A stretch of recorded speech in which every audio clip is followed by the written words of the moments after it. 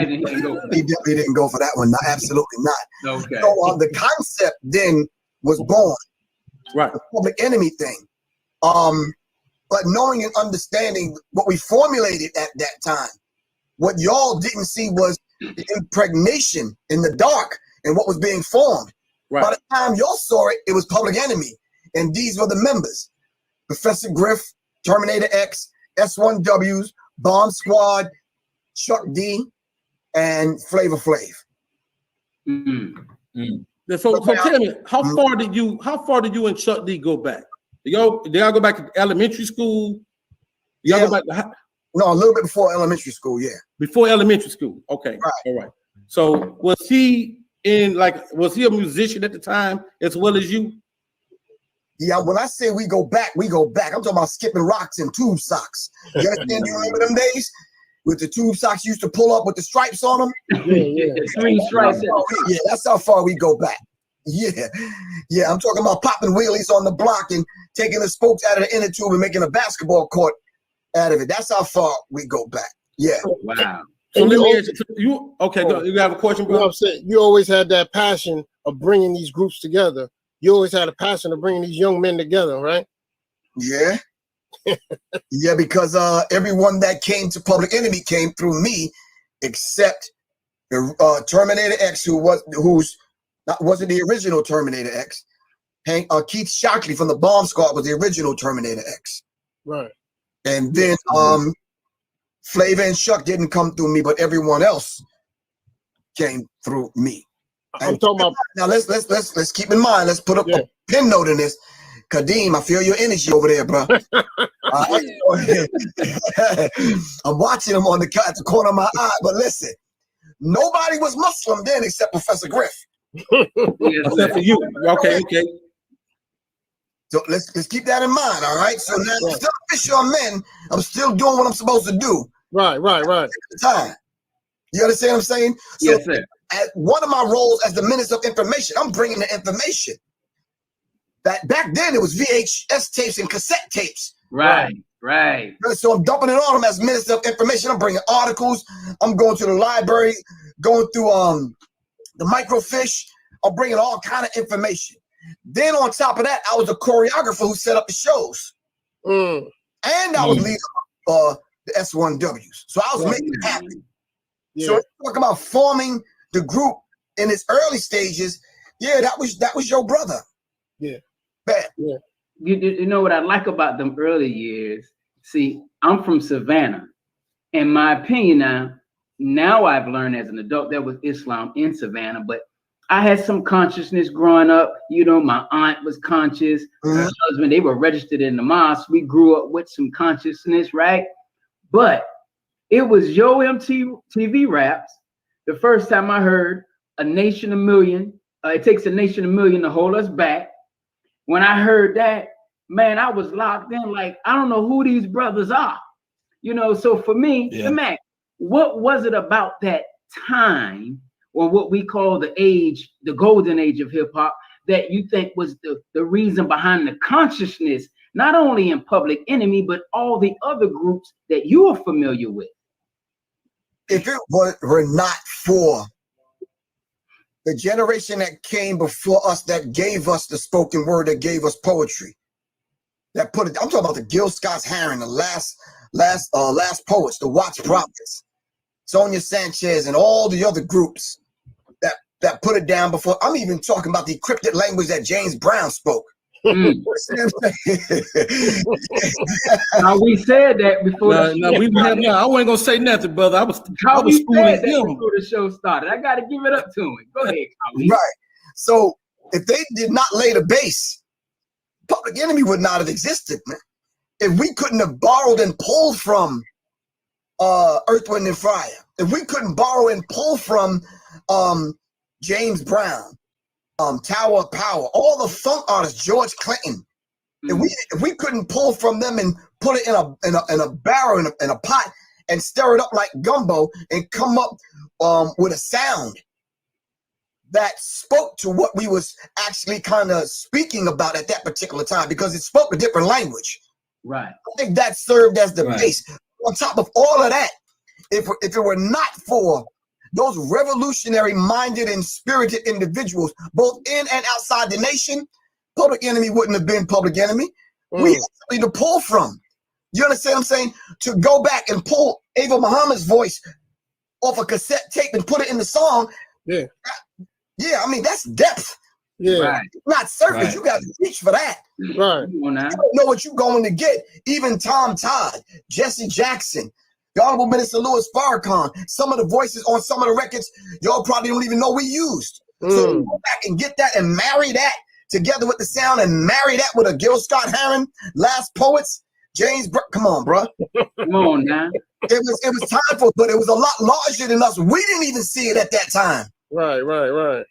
It's almost like you gave birth and then you look at the child and be like, oh man, I see grandma and the little baby. You understand what I'm saying? You experience certain things and you start hearing something from the child. It's like, wait a minute, that came from us. It's like, yeah, that's your child.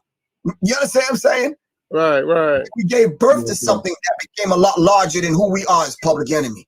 Come on. Right. Man. I'm gonna have to play for you brothers, The Last Poets, because ain't too many people familiar with The Last Poets. That's a whole nother story. But go ahead, Jackie. Right. Yes, sir. But for me, brother, Professor, being in the South, the language we didn't pick up on as much as I picked up on the security of the first world. Right. That's what got my attention, the S1Ws. And I was wondering how did that affect the hip hop community when you placed them in the group like that? Well, brother Jackie, let me just correct something that you just said, and lovingly. You did pick up on the language because it was what we didn't say, is what you saw. Some people came and they saw Public Enemy. And right today, with the slang term we use, I see you. Then some people say, I feel you. Right. I hear you. Right. We use all three. Yeah. All three. So you just saw it, bro. Brother Jackie, you saw it. Brother Ahmed probably heard it. Kadeem probably felt it. You understand what I'm saying? Our big brother Q over here probably put it all together. So I got it from the rip. You ain't got to tell me. Right. You understand what I'm saying? So we spoke different languages. You understand what I'm saying? To different people, depending on where you are. If the elevator started from the ground floor and went up, you probably on the second floor, brother Jackie, get on in. You understand what I'm saying? Yes. They only gravitated to flavor. They found their way in. Right. You understand what I'm saying? Man. So we looked at it in such a way where however we get them, we have to get them. Chuck D says, if you can't change the people around you, then change the people around you. Come on. I'm gonna let you marinate on that for a minute. No, change your team. Change your team. Come on now. Change the people around you, then change the people around you. Right. You understand what I'm saying? We're gonna put the call out. Whosoever will, let them come. Right. You understand what I'm saying? Regardless of what brought you to Public Enemy, what brought you to the sound, and what brought you to the movement, you here now. Do you understand what I'm saying? Which was a beautiful thing. Right. Absolutely. Right now in 2021, the sad part about it, brother Jackie, is the fact that it was something we put together that was only supposed to last for 2 years. Yeah. So why 2 years though? Why not? To be honest with you, bro, we thought we was gonna be dead or in jail. Oh wow. That's how hard we were coming. Right. And some of us came close to that, but it is what it is. You understand what I'm saying? Because as we are taught, as FOI, what did those individuals or individual had to do, and what sacrifice that an individual had to make to establish truth? Come on now. You understand what I'm saying? Because later on down the road, we don't know who it's going to affect. Now I'm sitting here still alive and healthy. All praises due to Allah. I can look back and say, okay, the sacrifice was worth it. Right. Yes, sir. All of the people that we brought to us We didn't keep them. We Right. pointed them to all those black organizations that existed at that particular time. Right, If you right. was on the college campus and you didn't Absolutely. weren't necessarily feeling the Black Panther Party or the NOI or whatever, well, join those protest revolutionary movements on the college campus. Yes, Right. sir. But the thing is to be active. Be active, right. Join the movement. Come on, man. Join the movement. Right. Let me ask this question then. Because you mentioned something. You said you all were supposed to do something for 2 years, right? Well, I know that your bum rushed the show. It takes a nation of millions to hold us back. That was the first 2 years of your all existence. What happened or what transpired for you all to continue on? I think let's answer another question first, and then we can get to that. If you look at the Fear of the Black Planet time frame, Yes, sir. that's when the rumbling started happening in the group. Mm. Mm. And I'm being very transparent and very real. That was your brother, because the 2 years was up, and I was bringing the pain. Come on, Yes, man. sir. No. I was bringing the pain. Mm. Yes, sir. I'm chin checking everybody at that point. Like, yo, what side you on, bro? Make up your mind. What you gonna do? Because we about to make this happen for real. So every interview after that, I'm hammering them. Yeah. Then I ran across the research department of the NOI in Boston. They gave the documents to Brother James. Brother James gave it to me. I immediately took the documents to a Kinko's, gave away some free tickets. I got boxes full of them. And that document was the secret relationship between blacks and Jews. So that's where I went from that point forward. Like, yo, here you go. Yeah. I'm dropping seeds Yeah. right there. Yes, sir. Right. I'm dropping the seeds. So now with that on the brain, having to fight everyone in the industry, dealing with the sickness inside the group, you understand what I'm saying? Together, having to defend ourselves on the road. Everybody we having to deal with is white. Mm. No black people employed at all. And I'm like, nah, man, we're not doing that like that. Right, right. So for the 2 years I'm gonna be here, no, some black people are getting hired to do something. Right. You understand what I'm saying? Right. Now, Yes, sir. it was a 2-2 split on the money. Right. In Flavor, by right, because they was the ones legally signed to Def Jam. And then me and Terminator X was signed as Public Enemy Live. And then what I did was take my part of them, and I was already chopped up. I took my money and shared it with the S1Ws. Mm. So this definitely was about because I was getting breadcrumbs. Right. You Right. understand what I'm saying? But what I did was I sacrificed to make it happen. People don't know that female S1Ws. Dang. Really? You understand what I'm saying? So we was building a movement at that particular time, and we was actually making it happen. So now let me answer your question, brother Kadeem. I think the thing that propelled it forward was something that was kept from me. Well, I met with my friends, I met with my family, and something that we built, I decided that we're gonna keep it forward. When was you gonna tell me? Mm. Now, don't get me wrong, man. If we about to put that work in, at least give me the in-office memo. Like, look, pull back on that. Let's be strategic about that. You understand? Let's use military science when it's coming to that. Right. I would have understood, but I wasn't given that in-office memo. So I'm going hard. Got you. You know, that's a lesson in that, though. And let me tell you, let me tell you the lesson in that for us. See, it's 4 of us in a business. JAKQ Brothers is a business, and we have 4 different conflicting ideals sometimes, but we got 4 ideals that gel a lot of times. So there's a lesson in what you're sharing with us. But how much influence would you say now? Because now you all are mid to late 80s, because I think Fear of a Black Planet might have came early 90s. How much would you say the Honorable Minister Louis Farrakhan in the rebuilding process of the Nation of Islam, how much influence did he have in what it is that you all were doing, the music that you all were putting out? No, I think we need, let's correct that bit of history.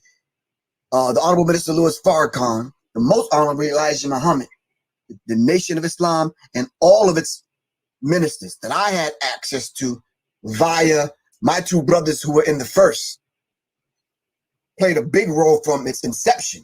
Come on, man. I brought that to the meeting. Come on, man. You understand what I'm saying? So when you talk about Jeremiah Shabazz, Yusuf Shah, when you talk about these brothers, Allah Muhammad, you understand what I'm saying? Right, right. Like, nah, bro, I brought that to the first meeting. Right. that was already on the brain and in the plan. Right. We already put that in the pot. We were sprinkling that in. You understand what I'm saying? You sound like some mama's cooking. You've been watching that brother on YouTube.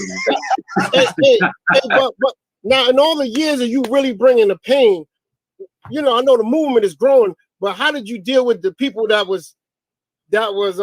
kind of got scared? All the people that feared the way you was going with, hey, no, we need to back up. How did you deal with them? I mean, was there a lot of drop-offs? You saw the picture of Harriet Tubman, right? Yes, sir. Yes. That's all I need to say. You're not gonna turn your back on this, go back and snitch and tell a story. Where we at. It's That's best right. that you be quiet. Now, keep in mind, your brother, Professor Griff, at that time wasn't really refined. Right. So I had my left foot in the street and my right foot in the nation. Right. If you had a third foot, it was on somebody's neck. And you could fight. And you could fight. Yeah. So yeah, we was that's the pain we was bringing. You know what was interesting though? When you all were touring, particularly out of the country, in that time, you're talking 80s, early 90s. I saw you guys in Sydney, Australia, with a 90% white fans. How did they take you all? Because your lyrics didn't change when you was overseas. How did they gravitate to Public Enemy? I think they took to it because they felt the passion. Right. And we were even saying things that they was feeling and wanted to say to their government, to their parents. We were their way of rebelling. You understand what I'm saying? Yes, sir. So when we started talking revolutionary talk, they identified with it, but not through a black lens. They viewed it, music as a universal language, and they used the passion and how we was bringing the pain, so to speak, and bringing the noise, and they just looked at it and refined it and spoke to their people and their government through a lens that they molded and shaped according to their experience, right? Not ours. Yes, sir. Now, when you first started seeing that, I'm sorry. Did I cut you off, brother? Oh no, go on, good. When you first started seeing Caucasians start identifying with you, how did that affect you as a FOI? You know, back in the early '80s. You know, it was a big difference back in the '80s. That's a big difference. Right. It was a big difference. We grew up in Roosevelt, Long Island. Roosevelt, if you do your research, is 1 square mile. Did I say 1? Yes, sir. It's 1 square mile. So everybody knew everybody. The last white family to migrate out of Roosevelt was Howard Stern's family. So we didn't have experience with white people. You understand what I'm saying? So it was like seeing that. It was like, yeah, but nah. But they understood that we brought noise. You understand what I'm saying? And we had to grow and learn what they were attaching themselves to. And then it shocked me because I'm saying, brothers and sisters, put your fists in the air. And it's there going 20,000 white people and about 8 black people. And they put their fists up. Yeah, they had no other choices. We had Uzis on stage. Really? We used to tell the sound man, turn it up. We know where you live. Turn the damn sound up, bro. As a matter of fact, we're going to send somebody back there to make sure you turn the sound up. You understand what I'm saying? I mean, that's how we was put in the music industry. Right. Absolutely. So when they dismissed hip hop, they automatically dismissed us because they said they not buck dancing, they not good. That ain't gonna last. We said, all right, we'll see. You know what I really loved is because when I think of the era of the golden age of hip hop, right? You had conscious music, but you had party music. But it wasn't N's, B's, and H's. You know, we wasn't doing that.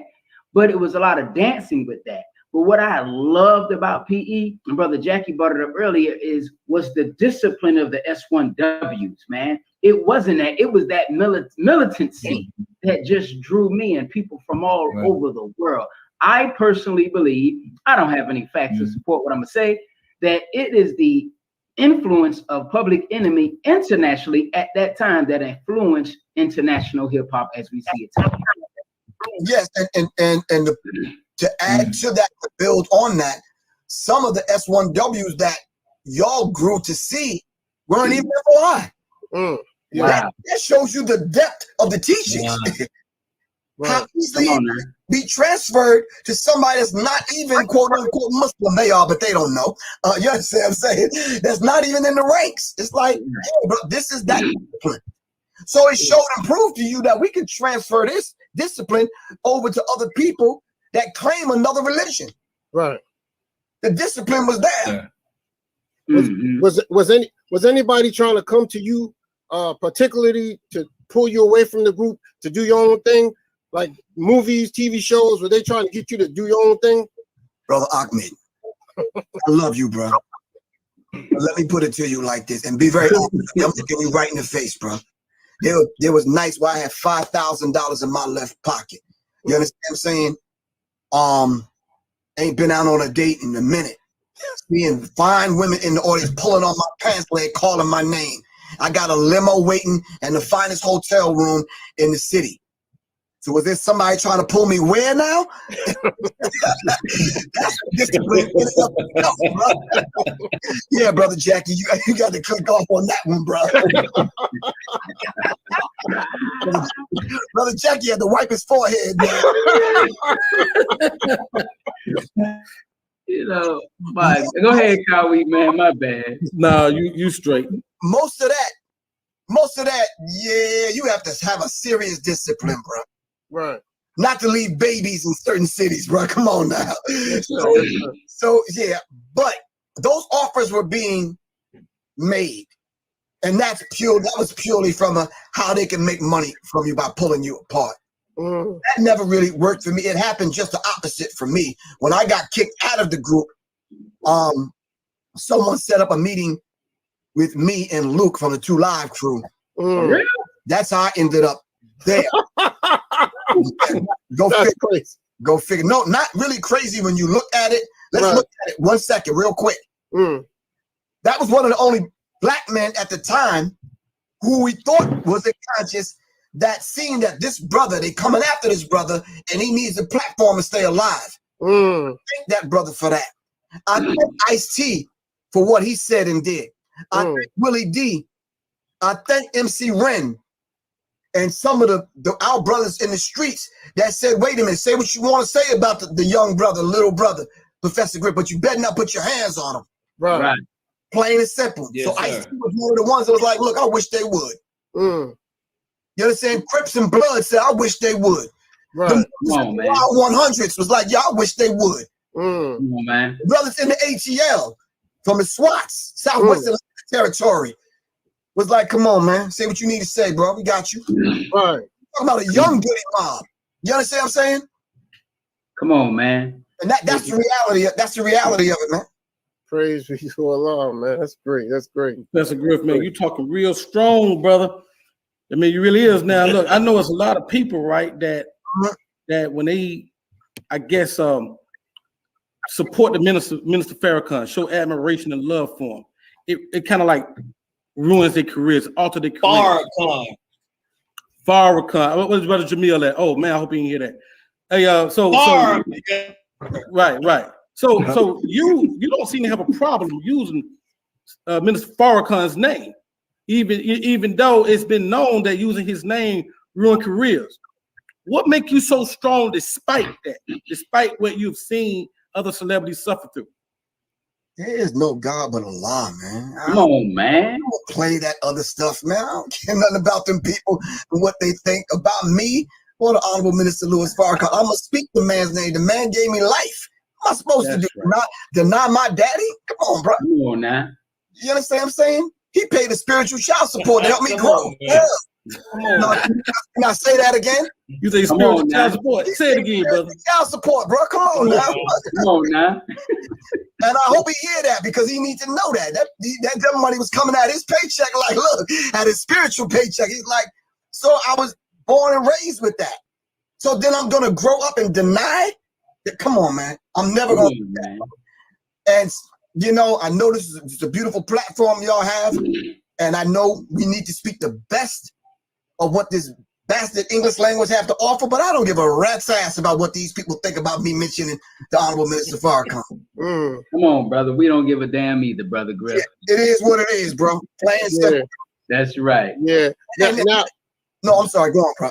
Well, I'm sorry. In your fight, I looked at, there was a time in New York where you got your brothers was fighting against drugs. You know, that was a heavy fight, I guess, internally and externally. But you kind of had that fight growing up, you know, even when you was young. In reference to other people? Right. Yes, sir. Fighting. Yeah, because I've never took a drug, never smoked, never drank. Right. Yeah, I gave up milk a long time ago. You know what I'm saying? I'm getting Captain Crunch in his nose because I stopped doing the processed food and the sweets and the. How did you live? Yeah, I was just talking about the people around you, right? Yeah, well, you kind of figure I grew up in a black neighborhood, and I lived on a black street. I drove a black car. I had black parents. You understand what I'm saying? I'm mixed with black. Right. So yeah, we gonna have that problem. Right. You understand what I'm saying? So yeah, my dad was Blackfoot Native American.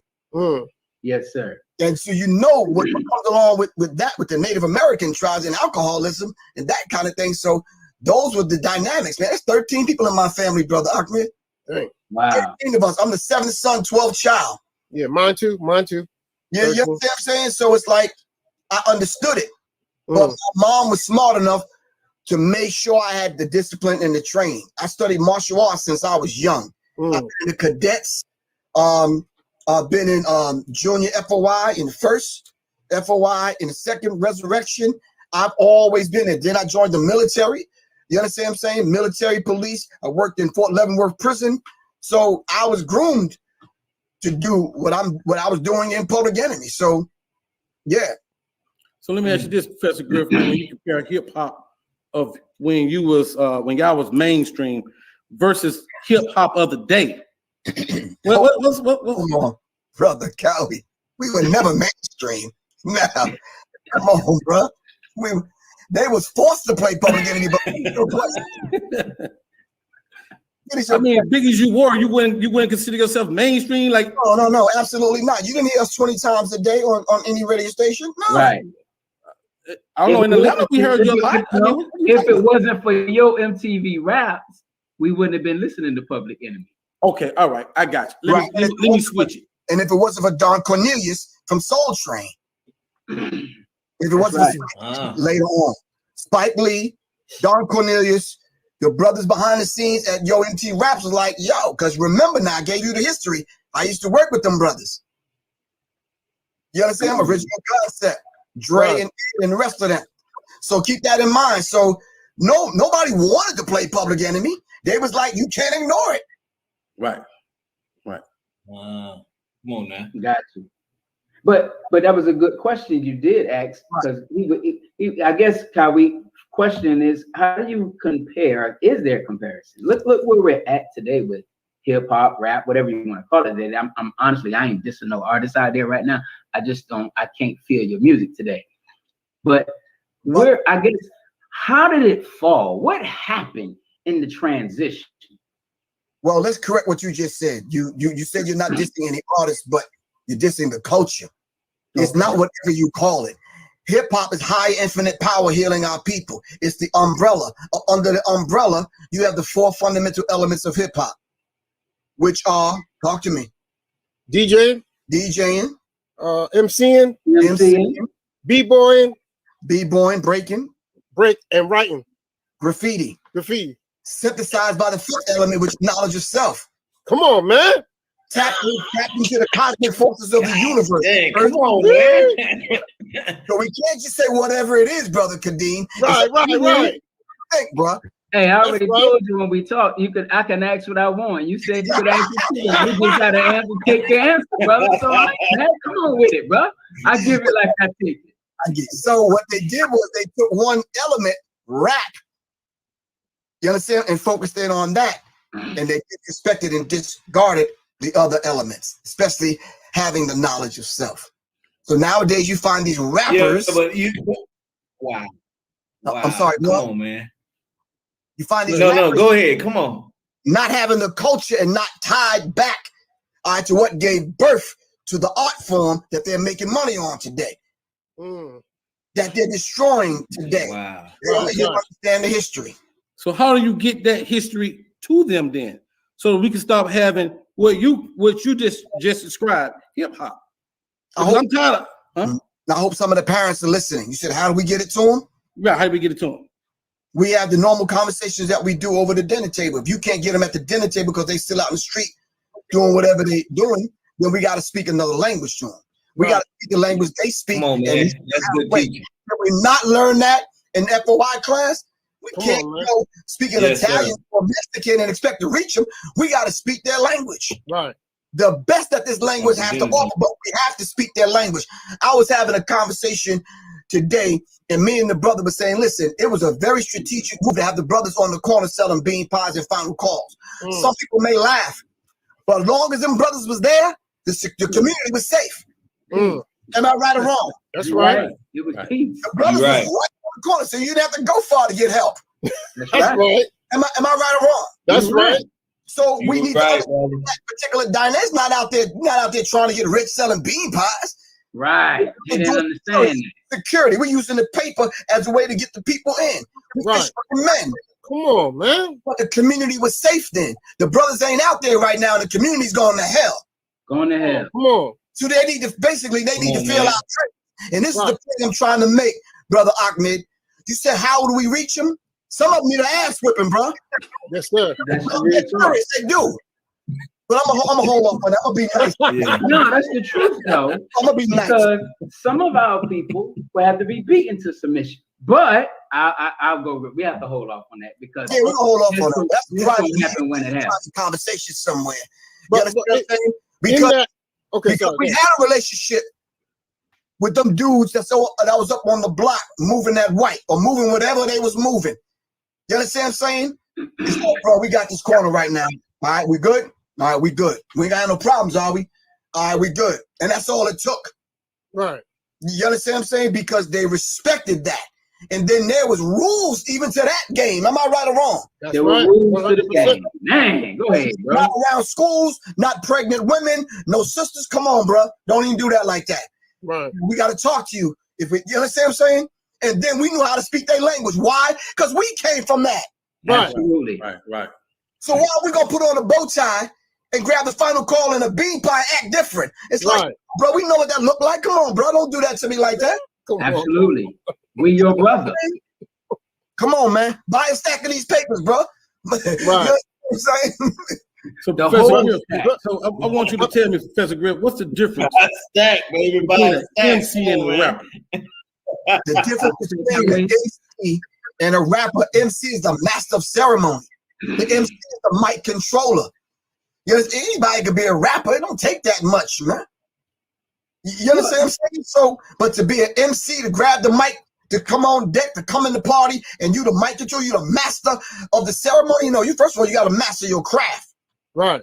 You got to be a people person. It has to be magnetic power that you have to even draw people to you. Some people just don't have it. Some people just got a song out. Right. Which is cute, but that ain't it. Right. There's a whole lot of people that made it to number one. You remember the rapping Duke?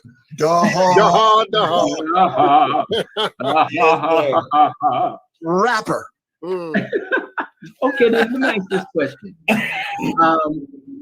Pawns in the game. That was you. How did that come about?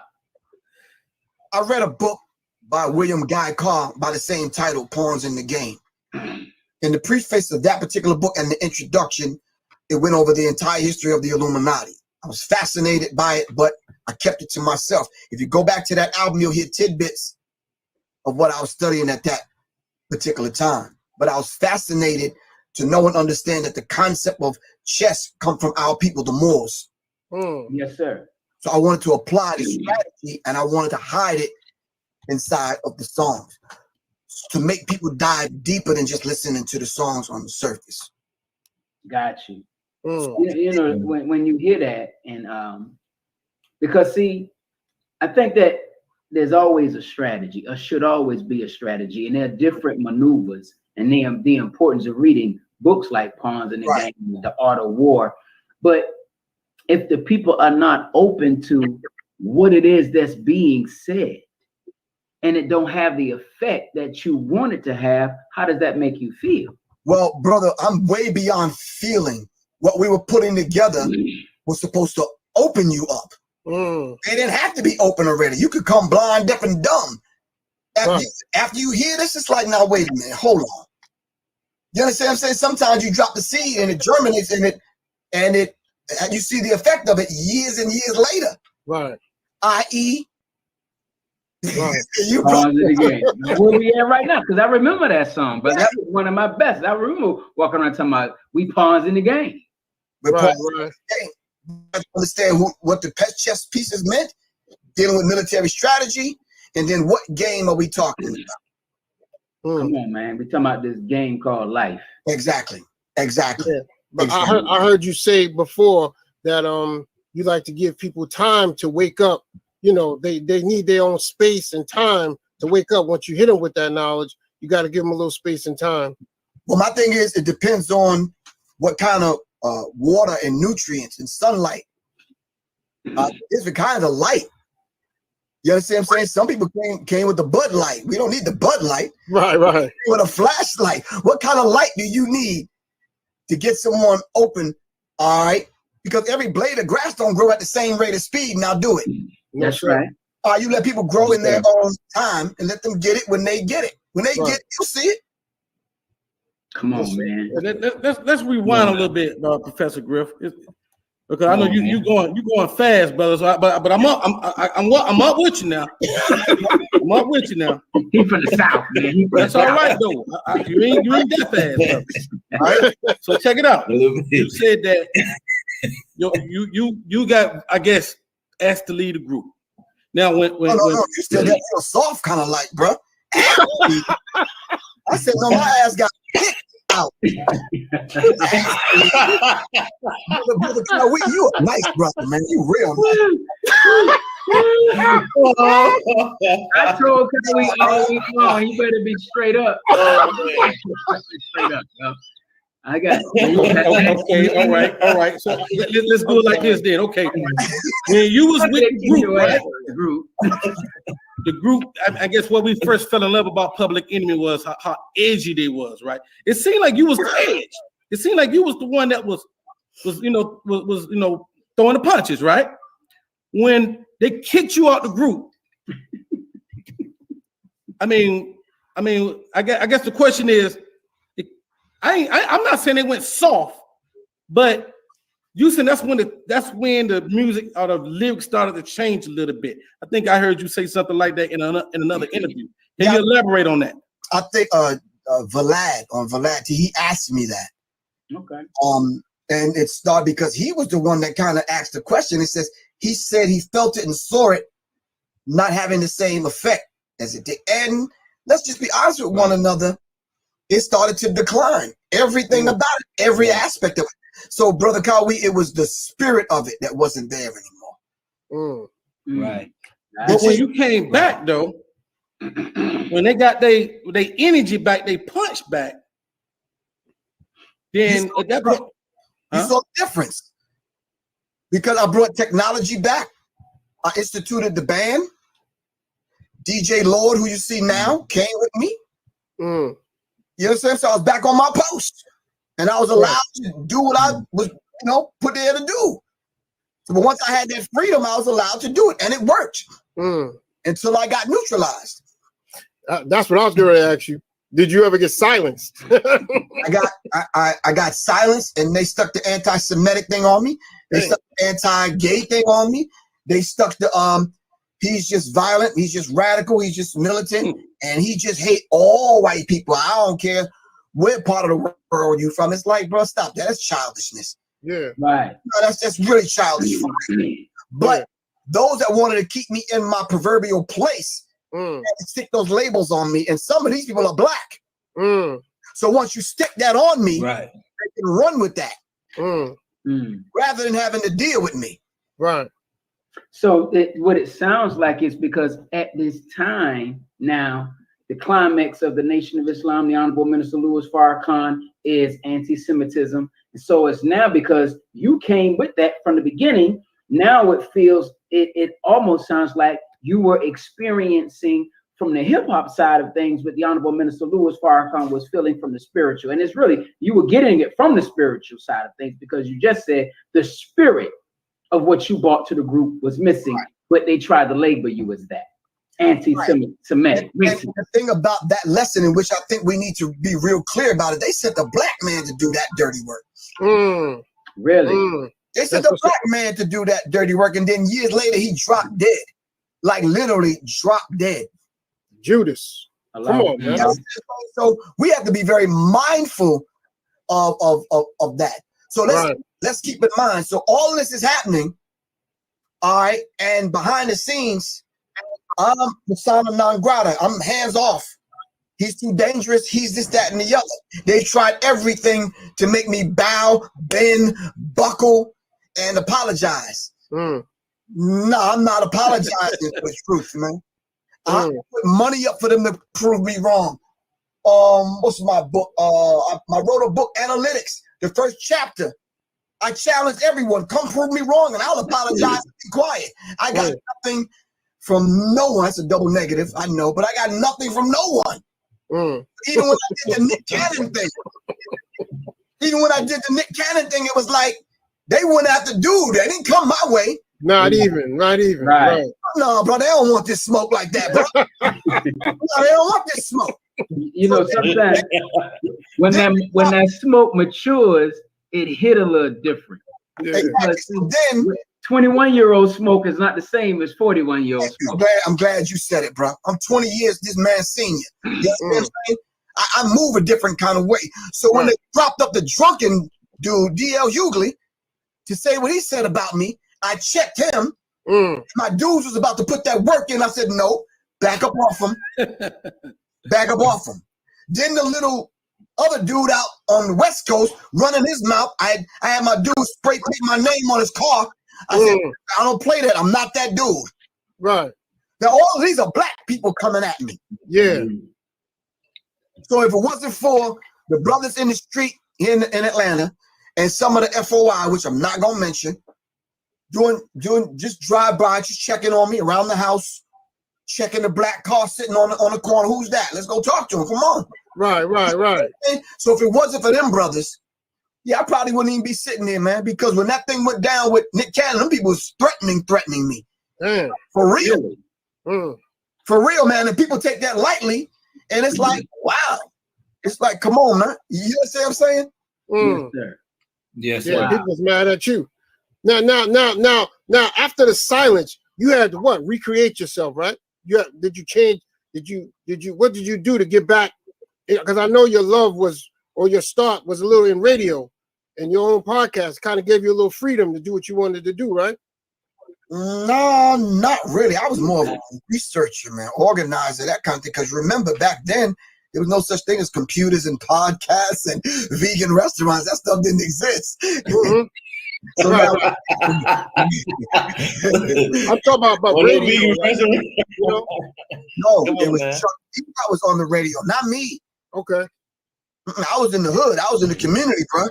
I was the one with the soldiers.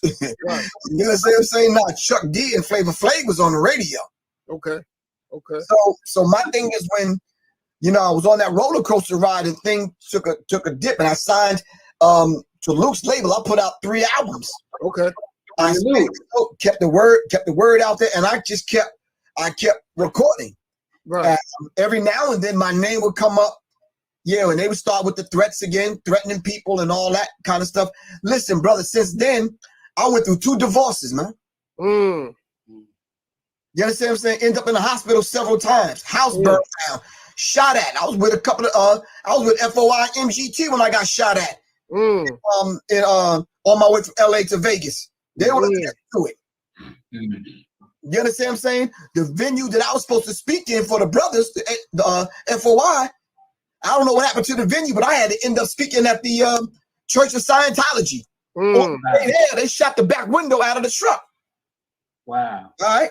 House burned down to the ground. I'm like, all right, I'm going to take all that. I got you. I got you. I spent 3.5, almost 4 months in England recovering from being poisoned. Wow. I'm going to take that too. I got you. Damn. But guess what? I'm still standing. Come on, man. I'm still standing. Wow. And right now, as we speak, they propping up some people against me. Come on, man. Come on, man. I got a question, but if the brothers don't mind, can we do our commercial now? And then we can come back with brother. Let's do it. Go ahead, brother. All right, listen, for those of you all who are listening to us, please, again, if you are listening to us live via YouTube and you got questions for our brother, Professor Griff, please put your questions in the comment. We'll be more than happy to answer your question. And for the 2 people that did ask questions, we got you. We coming right to you, okay?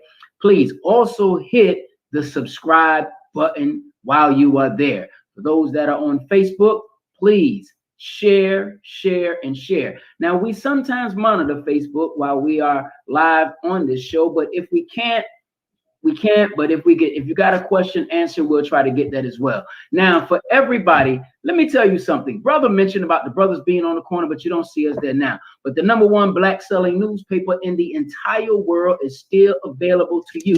Go to finalcalldigital.com.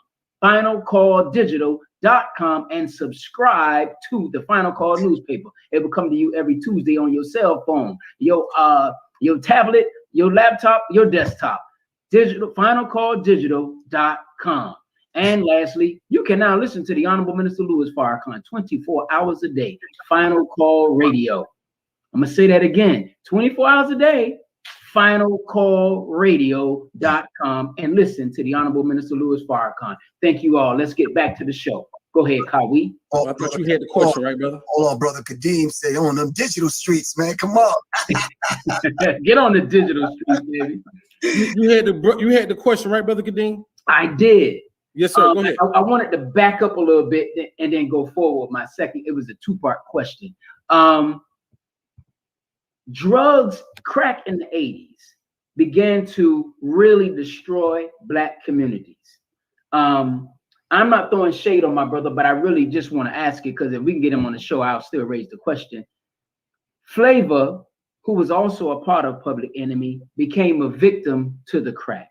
How did you all, because that was our brother, that was your brother, how did you all deal with him at that time and keep him protected? Well, it was something that was very new to us also, because you kind of figure that's 84, 85. You understand what I'm saying? I think that there were certain peaks that the Nation of Islam hit.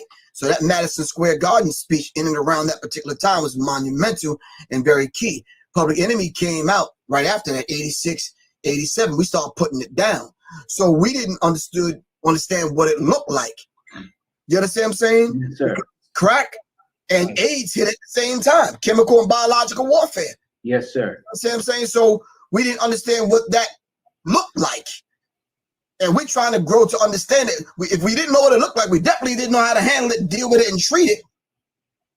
And especially not knowing what this AIDS thing was doing. You understand what I'm saying? So, you know, AIDS, AID as Africans in deep shit. Or America's doing this, excuse me. America's doing the issue.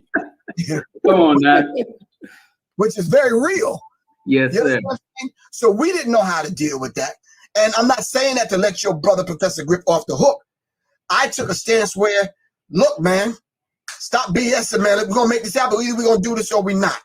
So the physical confrontation between me and him, the physical confrontation between me and Chuck, the physical confrontations that was going on, everything was bubbling over, and it just became like really like too much, to the point where he had to admit it.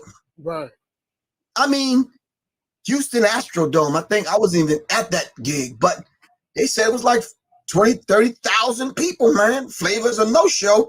Chuck called Flavor And basically he's home just getting the pipe or whatever. It's like, yo. Dang. Yeah, you know. That's not to throw shade on the brother. No, sir. Not at all, because our brother was a victim. Right.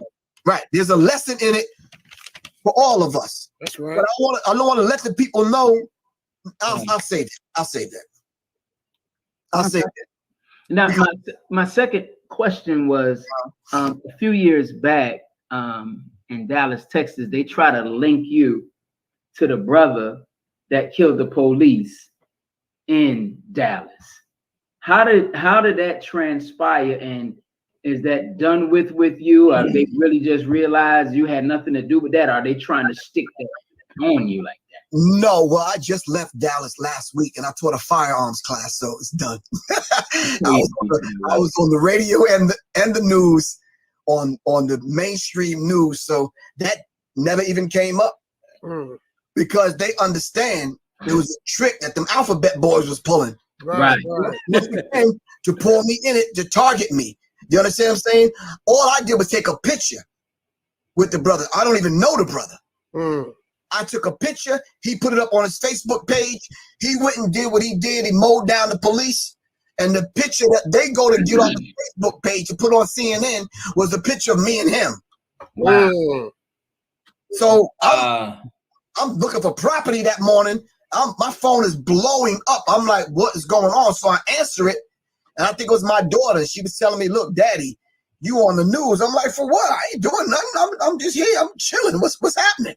They said you had something to do and some affiliation with the dude that shot down the police in Dallas. And I'm like, immediately, y'all know the routine. Turn the phone off, take the battery out, go home, pack the bag. I headed to the airport. That's right. Come on now. That's the routine. That's my training, bro. Wait, that's the routine. I didn't know. That's old FOI. I didn't know. You changing the FOI manual, is that one? He took the What battery chapter out. is that? He took the battery out. They gonna get my FOI manual, man. Hold on. Maybe I spoke too soon. Maybe. That brother said he took the battery out the phone. Let me clarify.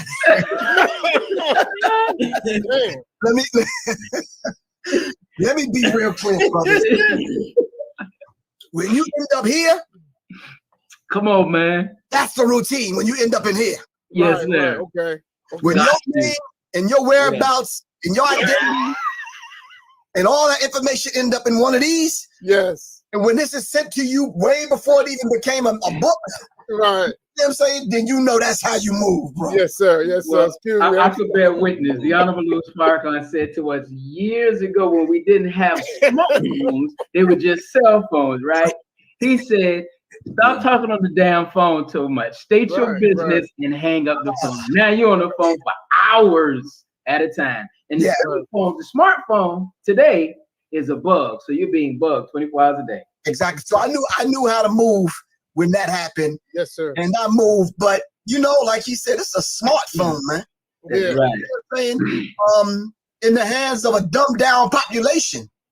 I ended up in Tulsa, Oklahoma, just, real quiet, like, man, that next morning they were there with the cameras, bro. I'm like, Wow. hell did they find me like that quick? Location. That location on that phone, man.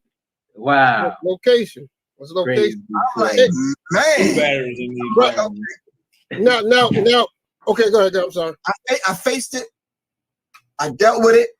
I had to talk to them alphabet boys, and they kind of like went through my cell phone records and my emails, and they went through his because they blew him up with C4. Right. They murdered her. They killed him straight up. They killed him straight out. You understand what I'm saying? So I had that conversation with them, and some of the brothers in the conscious community, the ultra black on black and blacker than blacker than blacker than black ones came at me hard.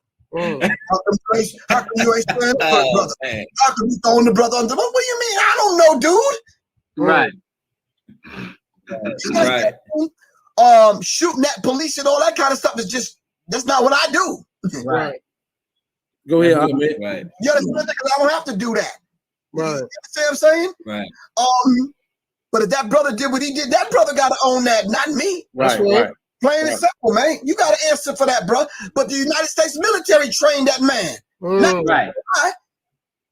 Not any conscious revolutionary organization. The United States military trained that man to do what he did. That's right. Yep. So get up off me, man, for real. Go ahead. And I'm gonna need y'all to spell my damn name right in here. Hey, listen, I was texting brother Professor Griff, and the damn phone did an autocorrect. So he hit me back like, bro, before we move forward, let me correct you right now. That is not my name. Right. What, me? So he for real about his name. So let's take it a little bit deeper, good bro. If you know on a physical level, on a surface level, they got autocorrect. They autocorrect the people's spirituality, bro. Come on, man. Come on, man. And they're not gearing it towards who we really and naturally are. They're moving it away from who we are. Right. That's what I'm saying. Oh, man. Right. Spiritually transmitted diseases, bro. Come on, man. Ain't that something? Go ahead, man. I'm gonna leave that on the table right there. I mean, well, we was talking about when you said something just recently about you going down there training some of the men, but when we was talking about the FOI in the community, how do you look at police in our community? You know, do you get involved in, you know, I know they do a lot of these marches, a lot of these organizations not backed by us, but do you get involved in any of the training that encourages our peoples to police their own community? No, absolutely not. My stuff is, we move in silence, bro. We don't do that. I ain't protesting with nobody. Right. I don't get caught up in white lives matter, black lives, the pizza guys lives matter, blue lives matter. I'm like, I don't get caught up in all that. Y'all go do what y'all do. That's not what I do. Y'all saw me at one rally. That was in the video for Spike Lee. Fight the power. That's it. Right. I wish I would walk and protest and hold up a placard and somebody comes spraying water hoses, sicking dogs and all that they do, throwing gas on you. I wish somebody would. I know that's right. Rearrange this goddamn furniture, man. Out of their damn minds. But do you get into the training of police in our community? I'm talking about the training some of the men. You know that's FOI class advance. Yes, sir. We ain't doing that on this air like that. They don't need to know how I'm training. Right. I ain't never gonna reveal that or where I'm training or who I'm training. You understand what I'm saying? Right, yes, sir. Oh man, when you coming back to Atlanta and fall in class, brother? Yeah, he's slipping, bro. He's slipping. It's okay, brother Griff. Hey, let me ask you this, brother Professor. Go ahead, brother Jack. Now, this is from one of our guests. He wanted to know what is the role, if any, of the OGs in the hip hop game? I think the role of those OGs that are present and still active. I think we need to hold young would-be MCs accountable. Somebody said to me, well, you say that, Professor Griff, but y'all OGs don't hold the graphic artists responsible or the breakdancers. Y'all let anybody break dance. And the Asians got that on lock. You understand what I'm saying? Y'all hold these DJs that's making all this money accountable. So why are you picking on the rapper? So I say we need to take the reins of hip hop, high infinite power, and we need to reel them back in. And we need to reinstitute and press the cultural reset button. I'm gonna say that again, bro. We need to press the cultural reset button and reset this thing. And then I'm gonna say this, and this is no disrespect to anybody or any organization. If we, especially the men on this platform right now, the ones that are listening, do not control the punishment and the reward for what goes on in our culture, then we're not going to be able to control it. We want to be the ones at the award show. That's right. Yeah. We want to be the ones when those brothers go left, we check them in a nice, friendly, loving kind of OG kind of way. But for you to be on digital platform disrespecting the OGs and think nobody gonna come see you, well, you got another damn thing coming, man. For real. Gotcha. Right. For real. Gotcha. So Professor Griff, I want to touch on some current events This ain't, you may say it has something to do with the hip hop world, but it's just stuff that's going on every day. I just want your opinion. I want your view on these current events I got right here. The first one is Bill Cosby being released. Do you have any comments on that? When that brother went around the country just dissing black people and black men, I'm like, bro, I was in the audience. I was in the back taking notes. I'm like, bro, what you're doing is not cool. You understand what I'm saying? They got you on that leash. You can only go so far when they start pulling you back in. So the main thing, and I spoke about it in my book, The Psychological Covert War on Hip Hop. All right? When they call you back in, because they always got to have something on you. Right, right. They get that on you up close, up front. He's in that book. He's in that book. He's in the book. And not only that, Yeah. when they picture with you naked with the little boys, Right. photographs of you, they keep you on that chain. You understand what I'm saying? Yeah. So you got to constantly do their bidding. So rather than go left, you claim you're staying on the straight and narrow, and they afford you these luxuries of taking advantage of people and doing all that you do because you got money. Right. So when it was time for him to get called in, he thought he was too big for his britches. They sent him out to go disrespect the black community. And I was like, wow, come on, Bill. You ain't that big now. Come on, bro. Right. Don't do that. No, don't do that, bro.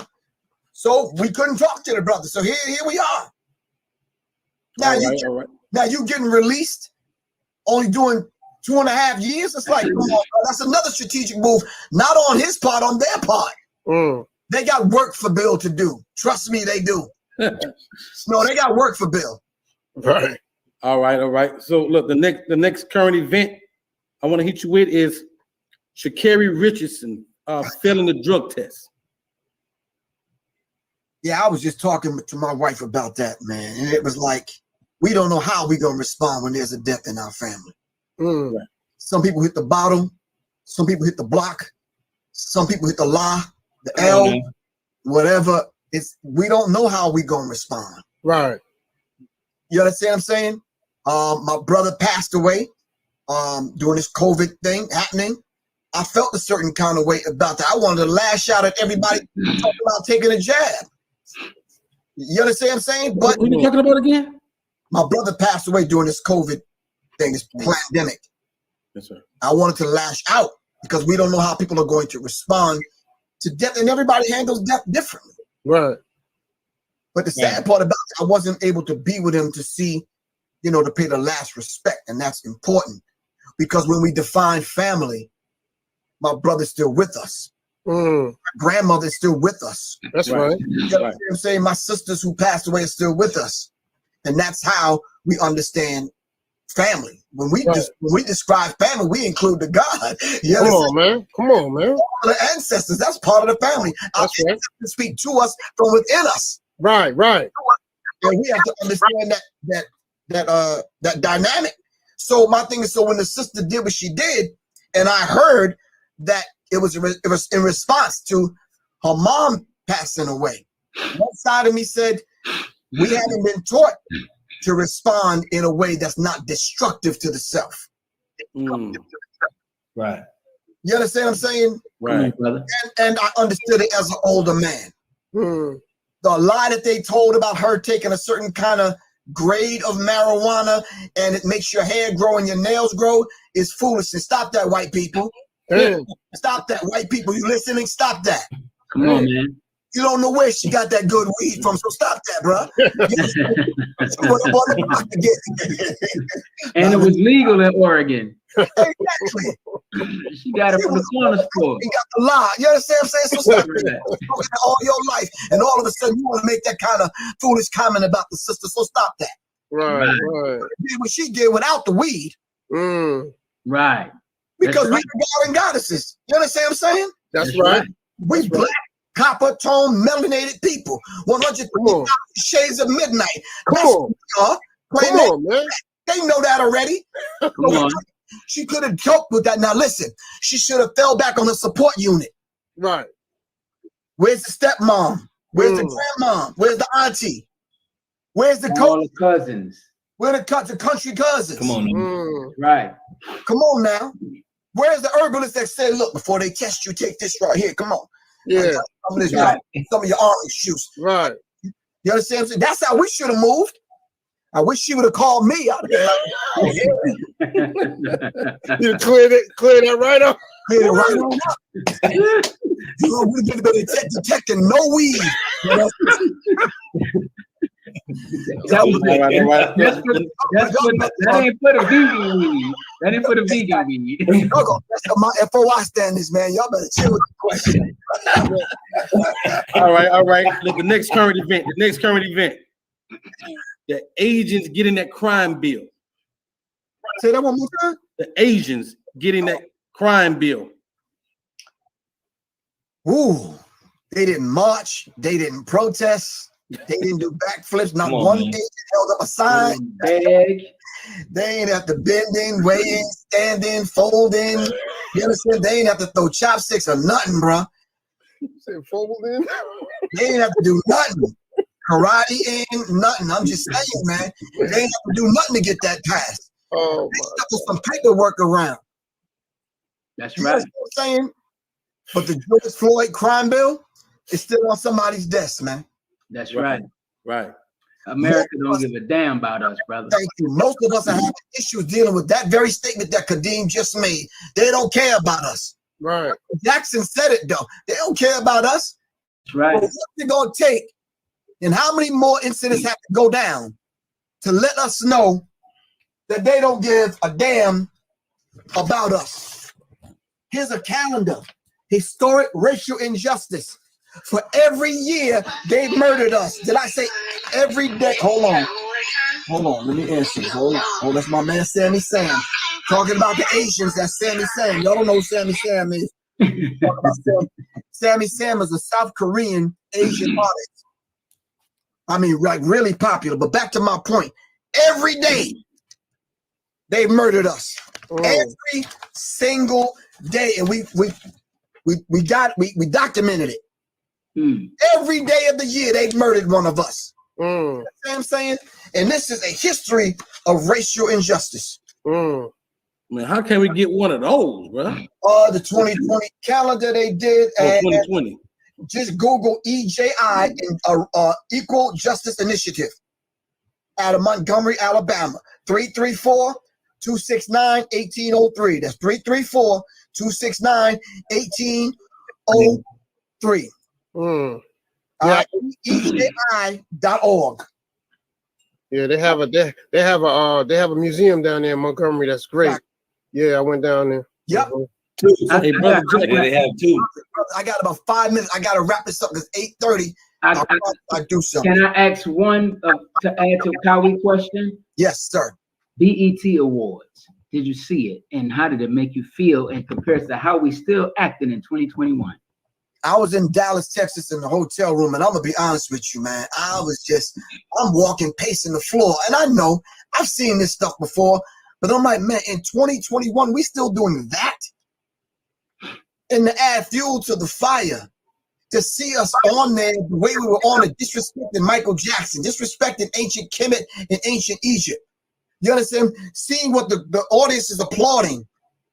You understand what I'm saying? And to top it off, they had an all-vaccinated audience. Right. Right. I'm like, wow, so this is what we got. So in order for us to be ourselves, we got to jump through the same old hoops now, right? Rings of fire. We got to jump through. Come on. And in order to do that, we got to take a jab in order to be on their television show. Stop that, man. If it's not time to create our own, when is the time? That's right. The time is now. Plain and simple, man. That's right.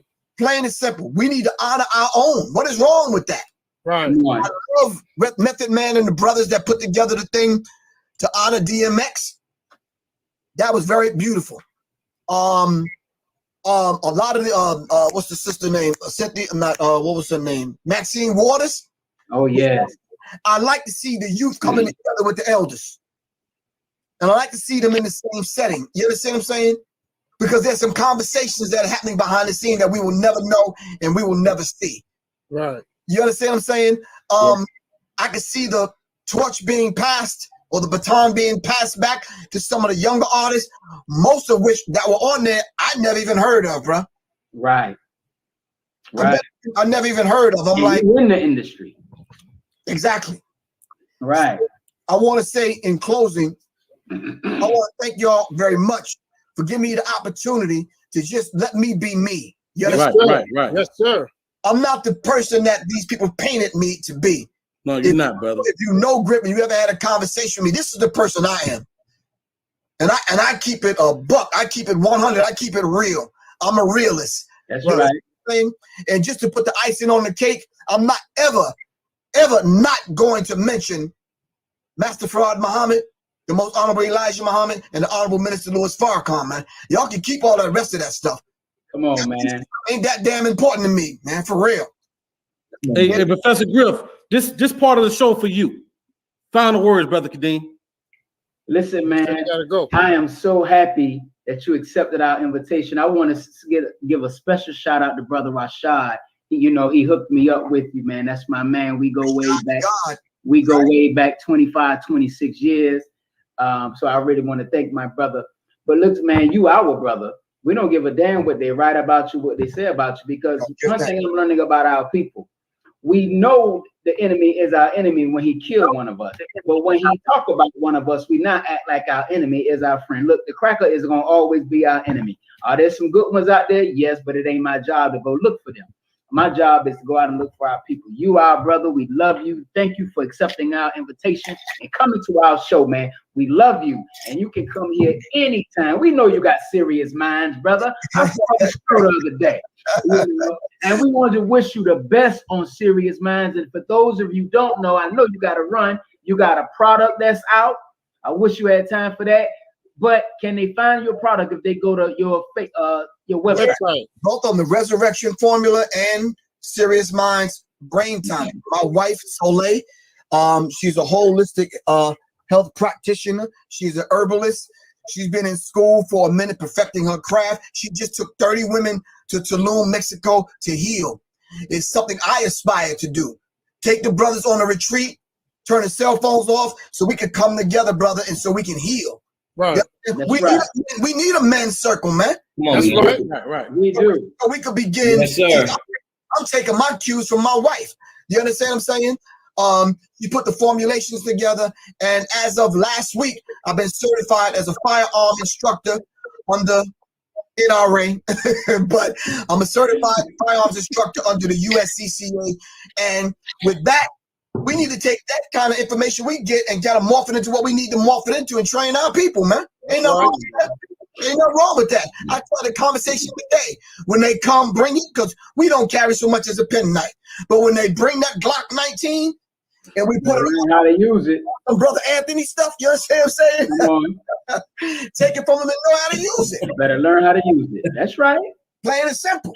Brother Jackie, final words.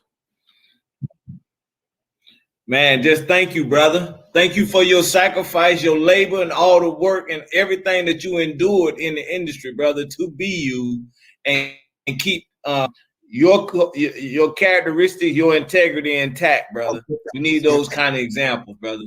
So may Allah continue to bless you, your family, brother, and may Allah bless you and keep you, brother. Oh, give thanks. I don't want to disrespect. What is Brother Anthony's right? Aziz. Abdul Aziz. Aziz. I got it. Aziz. That brother's nasty. I'm talking about. Yes, yeah, he was flipping anyway. Go ahead. Final words, Brother Ahmed. Yes, sir. Thank you, brother, for coming on, man. We can't say much more, but then thanks, and may Allah continue to bless you and your family, keep you safe, so you can keep giving this knowledge to our people, man, and freeing our minds, brother. Thank you. Oh, give thanks. I really appreciate it. I just want you to know, brother Ahmed, even when I'm not here, even when they put me in the ground, bro, I'm still coming back. I'm gonna be a thorn in their damn side for a minute.